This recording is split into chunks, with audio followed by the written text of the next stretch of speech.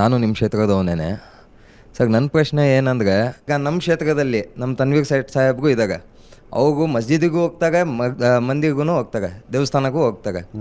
ಆದರೆ B J ಪಿದವ್ರು ಒಂದು ಸತಿನೂ ಪ್ರೀತಿ ತೋರ್ಸೋಕ್ಕಾದ್ರೂ ಒಂದು ಸತಿನೂ ಮಸ್ಜಿದಿಗೆ ಬಂದಿಲ್ಲ, ಒಂದು ಈದ್ಗಾಗೆ ಬಂದಿಲ್ಲ, ಯಾರಿಗೂ ಬಂದಿಲ್ಲ, ನೀವು ಬಂದಿಲ್ಲ ಸರ್.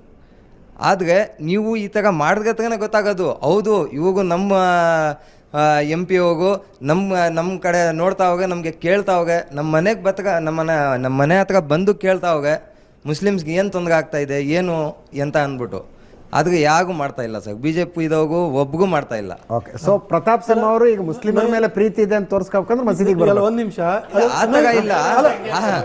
ಆತಾಗ ಇಲ್ಲ ನೋಡಿ.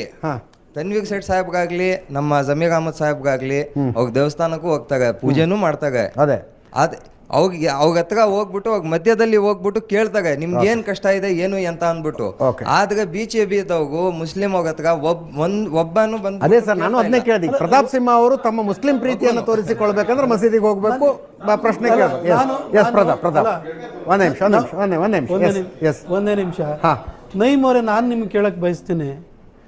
ಉದಯಗಿರಿನಲ್ಲಿ ಅಲ್ಲೊಂದು ಗಣೇಶನ ಗುಡಿ ಇತ್ತಲ್ಲ, ಎಲ್ಲ ಮುಸಲ್ಮಾನರು ನೀವೆಲ್ಲ ಇದ್ದೀರಿ, ಮಧ್ಯದಲ್ಲಿ ಗಣೇಶನ ಗುಡಿ 100 ವರ್ಷದಿಂದ ಅಲ್ಲೊಂದು ಗಣೇಶನ ಗುಡಿ ಇತ್ತು ಸರ್. ಆ ಗಣೇಶನ ಗುಡಿ ಯಾಕೆ ನೀವು ಮುಚ್ಚಿಸಿದ್ರಿ? ಉದಯಗಿರಿನಲ್ಲಿರುವಂಥ ಗಣೇಶನ ಗುಡಿನ ನೀವು ಮುಚ್ಚಿಸಿ, ಅದು ಗಲಾಟೆ ಗಣಪತಿ ಅಂತಲೇ ಭಾಳ ಪಾಪ್ಯುಲರು, ಅದು ಮುಚ್ಚಿಸಿದ್ರಿ.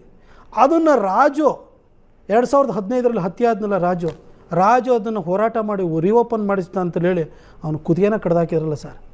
ನೀವು ತನ್ವೀರ್ ಸೇಠದ ಬಗ್ಗೆ ಎಲ್ಲೋ ಅಯೂಬ್ ಖಾನ್ ಬಗ್ಗೆ ಹೇಳ್ತೀರಿ.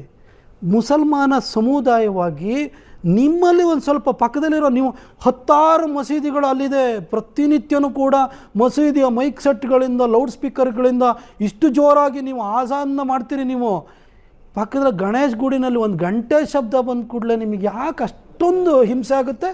ಇಲ್ಲ ಅಷ್ಟೊಂದು ಸೌಹೃದ ಐತಿಲ್ಲ. ಯಾಕಾಗಿ ರಾಜನ್ ಕೊಲೆ ಮಾಡಿದ್ರಿ? ಹಾಗಾದ್ರೆ ಯಾಕೆ ಕೊಲೆ ಮಾಡಿದ್ರಿ? ನೀವು ಅಬಿದ್ ಪಾಷಾ ಯಾಕೆ ಕೊಲೆ ಮಾಡ್ದ? ಯಾಕೆ ಕೊಲೆ ಮಾಡಿದ? ಗಣೇಶ ದೇವಸ್ಥಾನ ಓಪನ್ ಮಾಡಿದ ಕೂಡಲೇ ಅಬಿದ್ ಪಾಷಾ ಬಂದ್ಬಿಟ್ಟು ಕುದಿಯ ಕಡ್ದಲ್ಲ. ಒಬ್ಬ ವ್ಯಕ್ತಿ ಮಾಡೋ ತಪ್ಪಿಗೆ ನೀವು ಎಲ್ಲ ಸಮುದಾಯಕ್ಕೆ ಇದು ಮಾಡ್ತೀರಾ? ನೀವು ಎಲ್ಲ ಸಮುದಾಯ ಇದೆಯಲ್ಲ. ಹಾಗಾದ್ರೆ ಅಬಿದ್ ಪಾಷಾ ಕೊನೆಗೆ ಅದನ್ನು ಚಾರ್ಜ್ ಶೀಟ್ ಹಾಕಬೇಕಾದ್ರೆ ಸಿದ್ದರಾಮಯ್ಯ ಸಾಹೇಬರು ಸರ್ಕಾರದಲ್ಲಿ ಚಾರ್ಜ್ ಶೀಟ್ ಹಾಕೋದನ್ನು 90 ದಿನದವರೆಗೂ ಡಿಲೇ ಮಾಡಿ ಮತ್ತೋಗಿ ಯಾವುದೋ ಪ್ರಿವೆನ್ಷನ್ ಆಫ್ ಅನ್ಲಾಫುಲ್ ಆ್ಯಕ್ಟಿವಿಟೀಸನ್ನು ಹಾಕ್ತೀವಿ ಅಂತ ಹೇಳ್ಬಿಟ್ಟು ನಾಟಕ ಆಡಕ್ಕೆ ಹೋಗ್ಬಿಟ್ಟು ಕೋರ್ಟ್ ಅದನ್ನು ಸ್ಟ್ರೈಕ್ ಮಾಡಿಬಿಟ್ಟು ಅವ್ನಿಗೆ ಬೇಲ್ ಸಿಗ್ತಲ್ಲ. ಬೇಲ್ ಸಿಕ್ಕಿದಾಗ ಅಬಿದ್ ಪಾಷಾನ ಮೆರವಣಿಗೆಯಲ್ಲಿ ತಗೊಂಡೋದ್ರಲ್ಲ, ಅದು ಮುಸಲ್ಮಾನರಲ್ವಾ? ಅವಾಗ ನೀವೊಂದು ಸಮುದಾಯವಾಗಿ ಈ ರೀತಿ ಒಬ್ಬನ ಹತ್ಯೆ ಮಾಡಿರೋಂಥ ವ್ಯಕ್ತಿ ಬಂದಲ್ಲ, ಅವನ ಕೊಲೆಗಡಕನ ಥರ ನೋಡ್ದಲೆ ನಮ್ಮ ಮುಸಲ್ಮಾನ ಅಂತ ನೀವ್ಯಾಕೆ ನೋಡಿದ್ರಿ?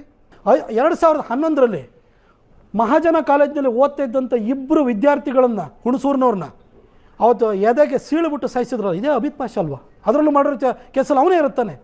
ಇವತ್ತು ಯಾಕೆ ನಿಮ್ಮನ್ನು ಮಸೀದಿ ಒಳಗಡೆ ಸಾಕೊಂಡಿದ್ದೀರಿ ಅವನ್ನ?